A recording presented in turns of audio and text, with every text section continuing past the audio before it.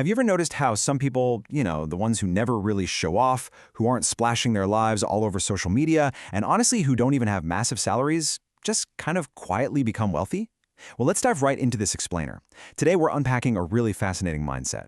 It proves that while making money is a skill, managing and multiplying it is an entirely different discipline.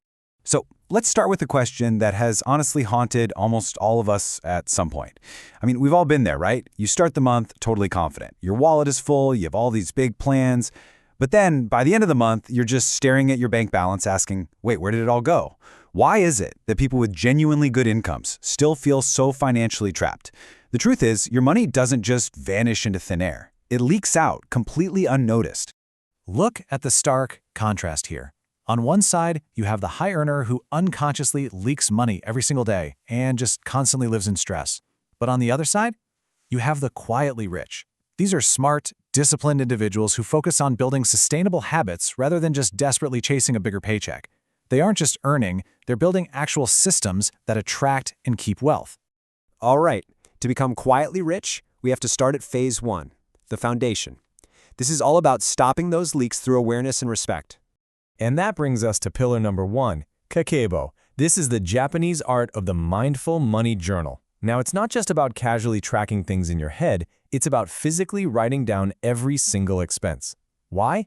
Because honestly, what stays in your head eventually turns into a convenient excuse. But what you write down, that comes under your direct control. When you visually confront the reality that you just spent hundreds on daily cravings or subscriptions you literally never use, those excuses melt away. That's when true financial awareness kicks in. So the absolute crucial point here is to set up a mental checkpoint. Before you top that card or hit buy now, ask yourself these 3 simple questions. Is it actually necessary? Does it add real value to my life? And can I avoid it? Running your daily expenses through this quick mental checkpoint instantly puts a stop to those impulsive, unconscious leaks that are draining your wealth. Okay, our second pillar is Mottainai, the art of no waste. And listen, this isn't just about penny pinching. It's about deeply respecting everything you currently have. Your money, your time, your energy, and your talent. Think about it for a second. If you waste just 150 rupees a day on a random impulse, like, I don't know, a coffee you didn't need or some random online deal, it feels incredibly small at the time.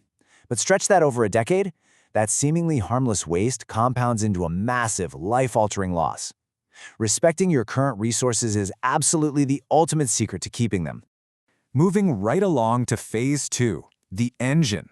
This is where we build momentum with purposeful and imperfect progress. Pillar number 3 is Kaizen. Now, you've probably heard of this one, but are you actually living it? Kaizen is the philosophy of continuous, small daily improvements. Because let's face it, most people want massive, overnight success. They want these dramatic leaps. They want to be millionaires right now, but they find the act of saving a small amount totally boring. But here's the thing. Compounding applies to our habits just as much as our money. Consistency is going to beat short-term intensity every single time. Literally just 1%. I challenge you to stop obsessing over these huge life overhauls and just focus on getting 1% better every single day. Save an extra 50 rupees. Read for just 15 minutes. Learn one new thing about your industry. These silent, completely invisible daily actions, they are the actual building blocks of a wildly successful future. But hey, here is the catch. Having all that discipline is completely useless if your ladder is leaning against the wrong wall. And that's pillar 4, Ikigai, or purpose-driven work. If you are only working for a paycheck, you are absolutely going to burn out. Ikigai is about finding that sweet spot, the exact intersection of what you're good at, what the world needs, what you can be paid for, and what brings you deep meaning. True, sustainable energy comes from purpose, not just from a salary.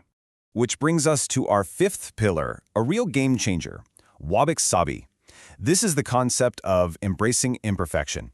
I mean, how many times have you delayed starting a business or an investment portfolio or even just learning a new skill because the timing wasn't right or your setup wasn't absolutely flawless?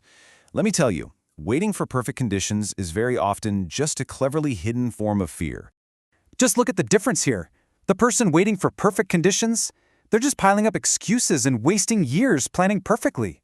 But the person taking messy, imperfect action, they are out there building experience, gaining momentum, and ultimately, they are winning. Every single beginning is a little messy. Just start with what you have, right where you are. And that brings us to our final phase, Phase 3, the shield. Weathering the storm through resilience and peace. Our sixth pillar is Hara Hachi Bu, or the 80% rule. Now, this was originally a philosophy about eating until you're 80% full, but it applies perfectly to your overall lifestyle.